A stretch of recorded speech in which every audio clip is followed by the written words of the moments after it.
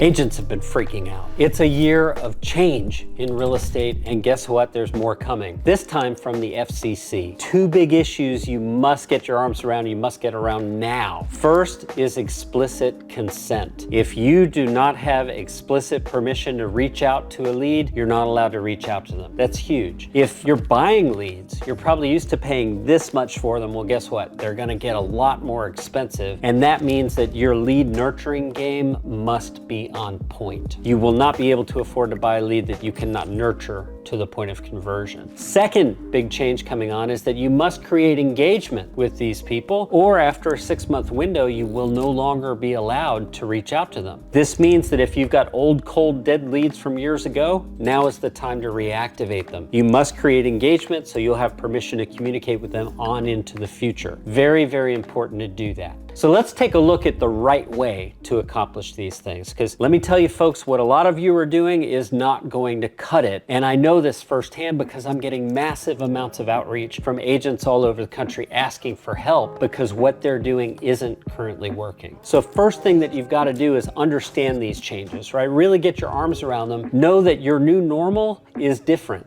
Right? If you keep doing what you've done, it's not going to work on into the future. Second thing you must realize and focus on is that you must build relationships. I know. It sounds so ridiculously trite, right? I mean, real estate's a relationship business. Of course we need to build relationships. Most of you don't have a clue how to use content to build a relationship, and I want to help you with that. For example, think of what most agents are sending out to a lead. Hi, my name's Dan. I really care about doing a great job for my clients. I treat everyone like family. Oh, and you can talk to me anytime you want, 24/7, I'm available for you. That sort of cookie cutter, dime a dozen approach does not help you stand out. It does not help you win in the marketplace. If you want your content to convert, as a new lead is captured, you must teach them what your past clients and sphere really value about you through the power of story. I recently worked with a client who experienced X and Y and Z. They were very disappointed that what seemed like a realistic goal was going to be shattered until they realized that we could accomplish A and B and C and allow things to come together. Whatever your story is, whatever problems you solve for people in a meaningful way, you have to teach your prospects specifically how you can help them, and the story framework is the right way to do that. Getting these things fixed is really important. It's a huge important part of the process. Ultimately, if we boil it all down to its most basic elements, that prospect is asking themselves, can I trust you? That's what they need to know. It's possible to build really, truly meaningful relationships through the right content strategy. Let me give you an example. There's only two kinds of people on planet Earth. Think about that for a moment. Just two kinds of people. Your CRM, you might put people in 100 different categories, but really it boils down to, does this person know me or not? Think of your past clients in Sphere. They all know who you are. They know the value you provide. There's an established relationship there. And if you're nurturing that established relationship with just real estate content, promise you it's falling flat. They're like, really? Why are you just sending me market update stuff? I thought we were tight, man. You went to battle to help me win this opportunity, and you saved my butt 97 times in the transaction, and now all I get from you is what's happening in real estate today? Come on, you can do better than that.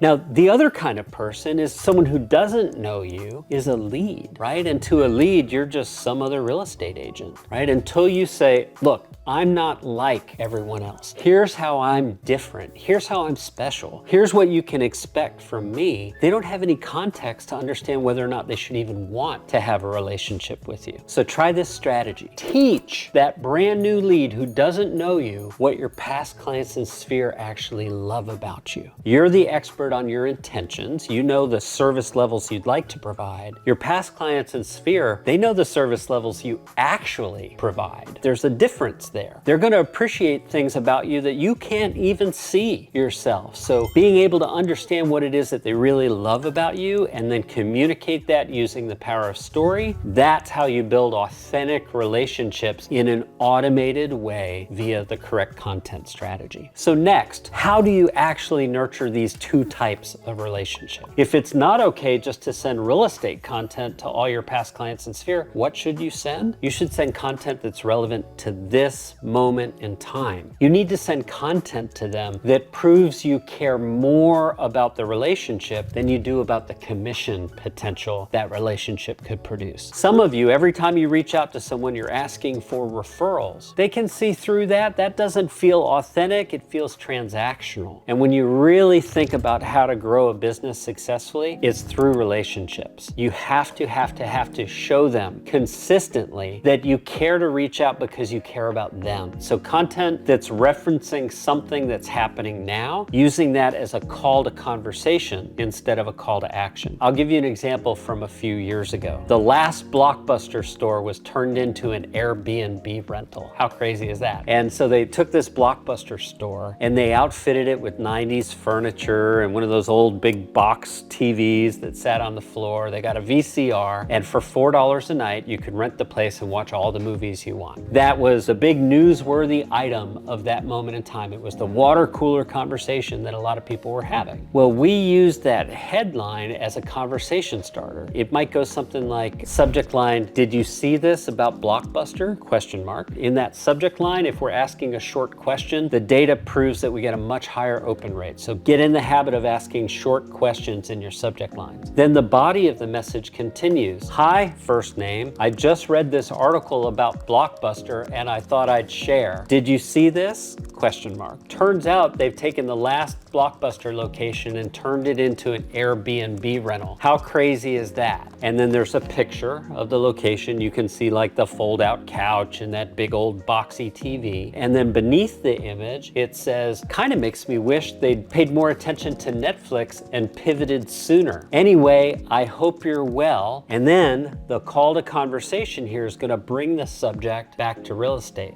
Speaking of real estate changes, do you know anyone who's thinking of moving? I'm always happy to help. All my best, your name. Short, topical, relevant to the moment in time, reminding them that you're a fun, professional person who is available to help other people in need. That sort of strategy is proven to be a winner over the hundreds of millions of messages we've sent over the past 14 years. So that actual Blockbuster email I just reviewed, that was sent by a client of ours in Houston, Texas named Randall Martin. And the results he got were tremendous. Within minutes of that message going out, he got an email back from a past client. I've got the email right here. I'm just going to read a section of it to you. It says, "Hi Randall, hope that you, Vanessa, and your family are doing well. Your last sentence got me. I've seen some wildly different valuations for our home lately, from Chase for refinancing and from Zillow. We've been talking about possibly moving. Are you able to give me an idea what we could list for?" I mean, come on. How amazing is that response? Now, Randall posted about that in his company Facebook group, and then later that same day, he posts again, "Not kidding, just got a second email from a client that closed in 2017 that's been talking about moving to a larger one-story home in their same neighborhood. She wants me to set up a search. If both of these alone were to pan out, we're talking between $1.5 and $2 million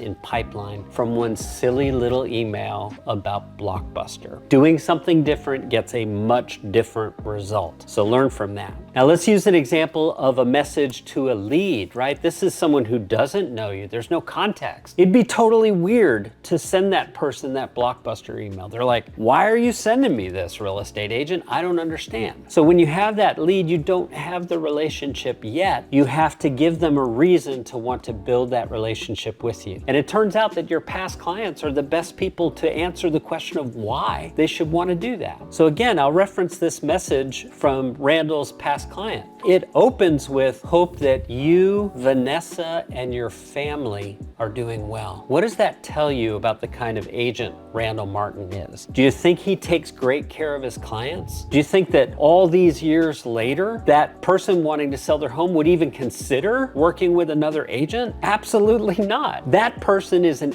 expert in why Randall's the right guy to hire for that job, just like your past clients are experts in why people should hire you. So ask them, what was it you loved about working with me? When we worked together, when did you realize you made the right right choice in hiring me? What happened during the transaction that you especially appreciated about the way we work together? Collect that information, and then you're going to use the power of story in your automated lead response to help that prospect, that brand new lead, understand that you're not just another dime a dozen real estate agent. The public perception of you as a class of worker is far beneath what it actually should be, in my opinion. I know this firsthand because I've spent the last 14 years working one-on-one with thousands of our industry's top agents, teams, brokerages, and brands. I have seen firsthand how hard you work to create success for your clients, and most of you don't deserve to be lumped in with used car salesmen, politicians, and plaintiffs' attorneys. And yet every year, according to NAR, that's where you rank. The public opinion of the real estate professional is not nearly as high as I believe it should be. You can improve that by teaching them what you do that's unique and special, what you do that sets you apart from all of your competition. Let's talk about explicit consent. It's not enough to understand that a lead can only be sold one time. You must also understand that if on your website you're collecting an email address and you give them a call, they didn't explicitly give you consent to call them. If they gave you a phone number and you didn't have language on your website asking for permission to text, you shouldn't be texting. The expectation is that the fines around these violations are going to be punitive. You may have seen Keller Williams recently was involved in a lawsuit. It cost them $40 million.